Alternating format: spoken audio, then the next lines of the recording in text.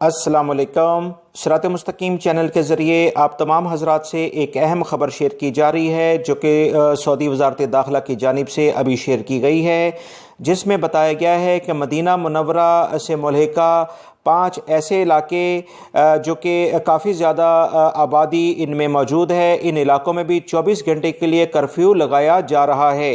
याद रहे, सऊदी वज़ारत दाखिला की जानिब से अहम इतला शेयर की जा रही है कि मदीना मुनव्वरा से मुल्हिका जो 5 अहम इलाके हैं वहाँ पर भी मदीना मुनव्वरा की तरह 24 घंटे के लिए कर्फ्यू लगाया जाएगा, क्योंकि वज़ारत सेहत की जानिब से आज की जो रिपोर्ट आई थी, जो ऑलरेडी मैं आपसे शेयर भी कर चुका हूँ, जिसमें 78 यानी 78 केसेस मदीना मुनव्वरा में आज रिकॉर्ड किए गए हैं।